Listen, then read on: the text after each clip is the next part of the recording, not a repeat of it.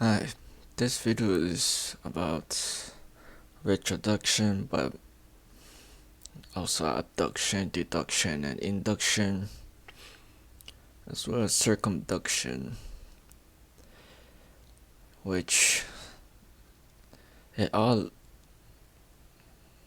happens below the realm of the intellect, though at least at the total soul level, well, below the total soul level, since the total soul is the logisticon is within the realm of the noetic, and the noetic realm is also the eidetic realm. Anyways, retroduction is, in short, um, walking backwards, going backwards, and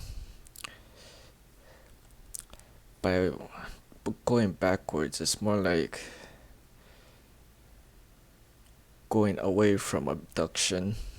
which abduction is trying to make use of induction and deduction simultaneously without uh,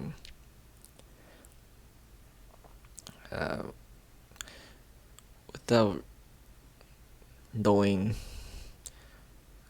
like the full picture, but based on what you know, you could arrive to a better understanding of what what kind of theories that could be derived from the inducted or deducted paradigms that doesn't rely on both of them. It is both of them, but retroduction is neither abduction nor deduction nor induction. However, retroduction is a drawing away. It's like a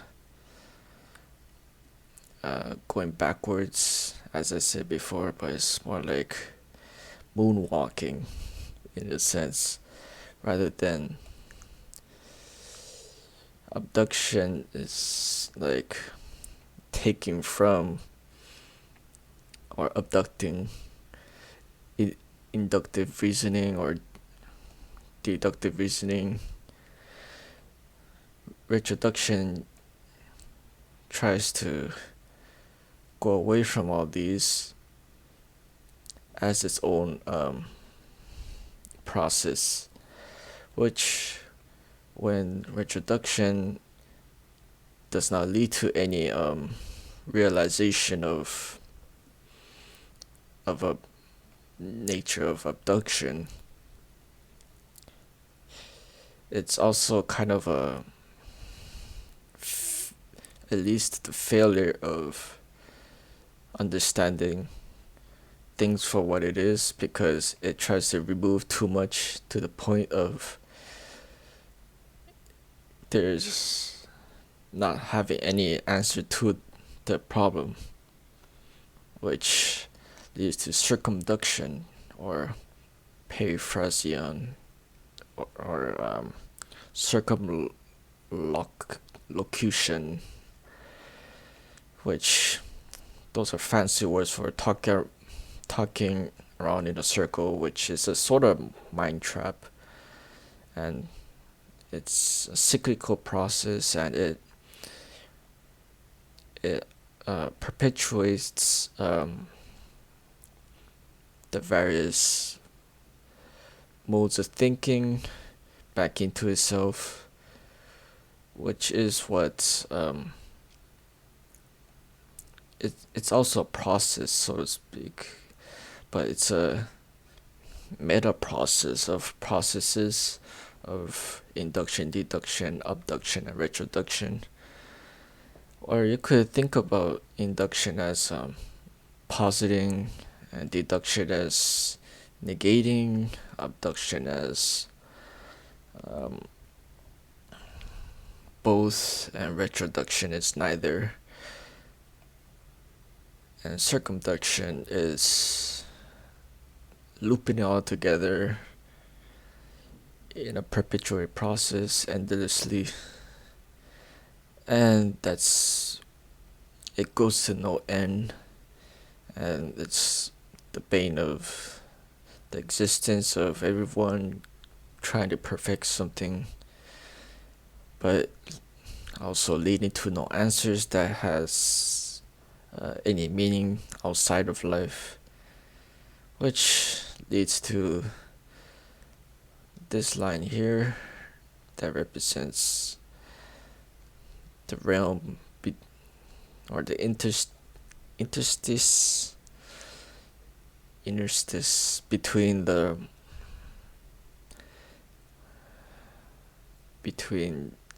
how do I say the total soul and the lower soul, but also in general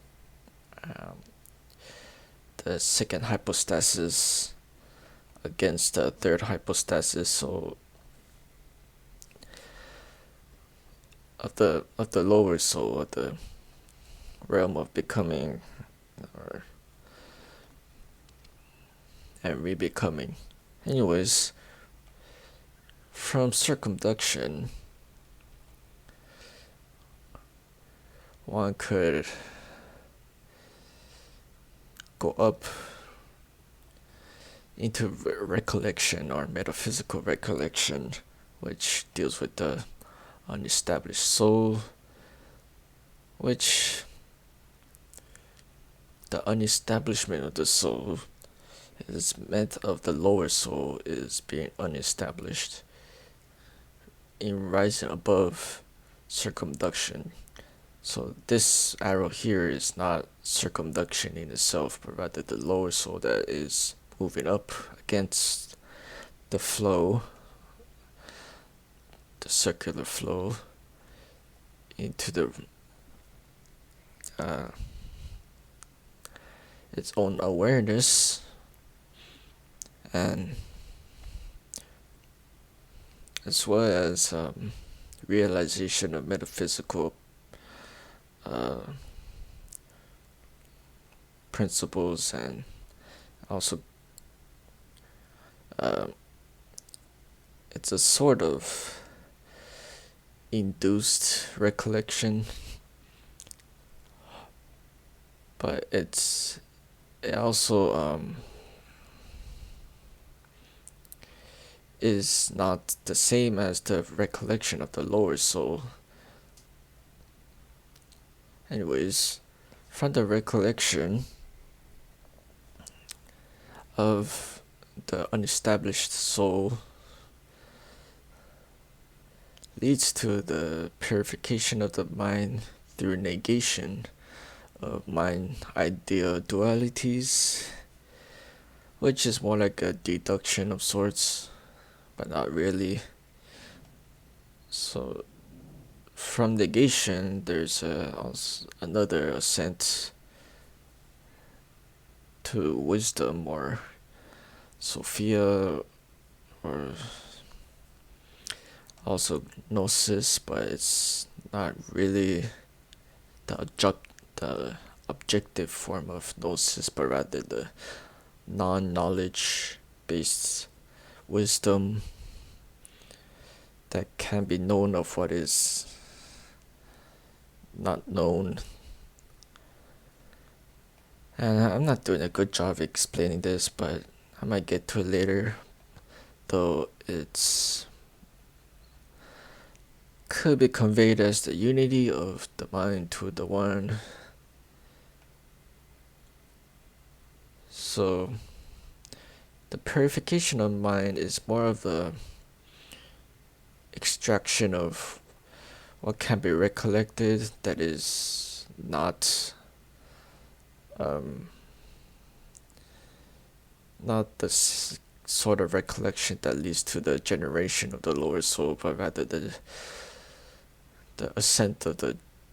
soul, of the unestablished soul, and the purification of the mind into the wisdom of the unity of the mind to the one, which, mind you, this mind is also the same as intellect or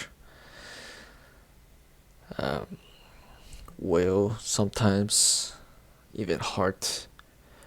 These are interchangeable words, but some people conflate it with the physical brain or the physical heart or the physical willingness of the soul, and like the lower soul and below, it's all in the realm of time, but this is timeless realm of the noetic, eidetic, and anyways, the unity of the mind to the one is also a sort of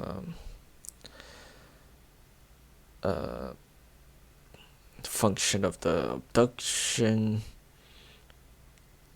So the wisdom of adduction, or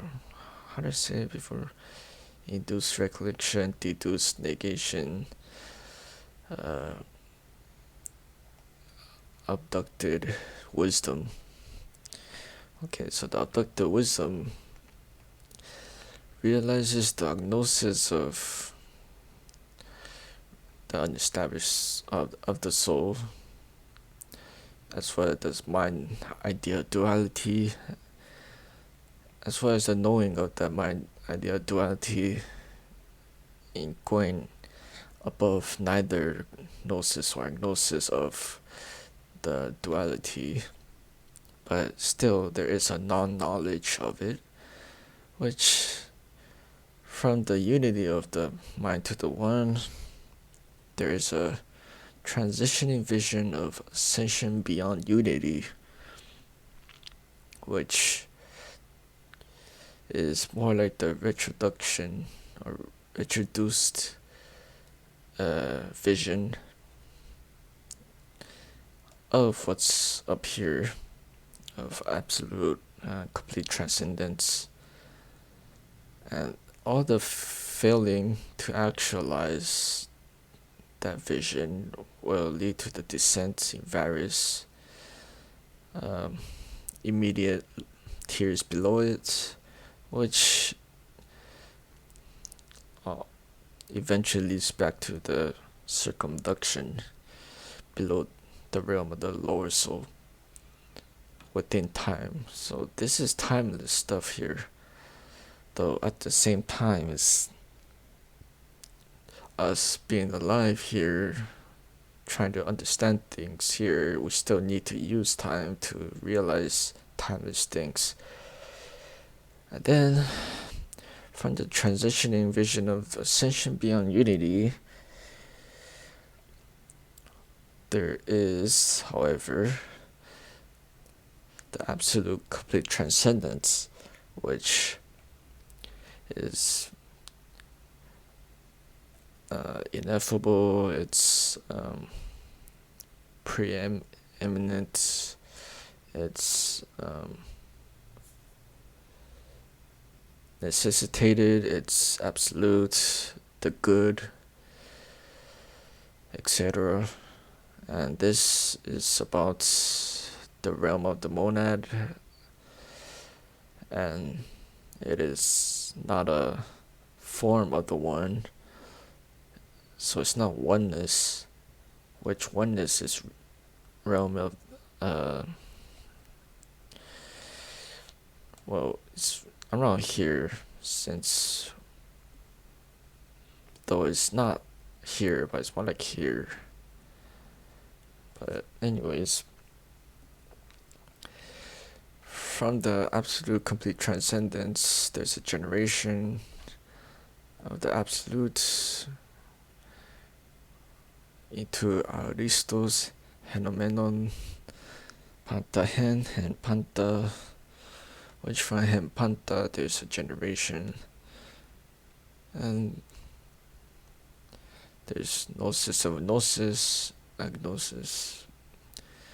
and mind and idea duality, which this kind of merged together, kind of, but not. It's kind of nuanced,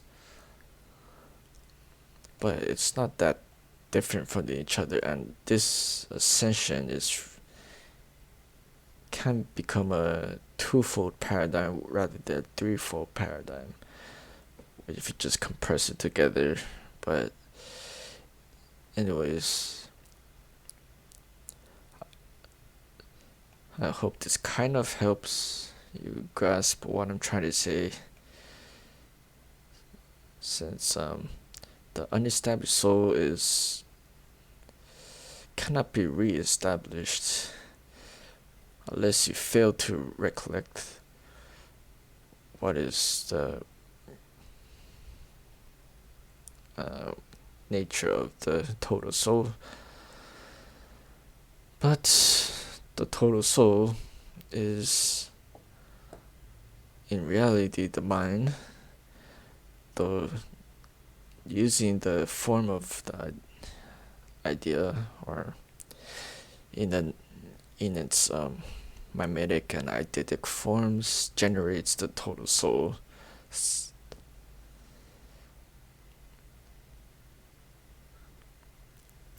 And anyways, this generation doesn't, from the absolute, the generation of Aristos, Henomenon, Panta, and Panta, this wouldn't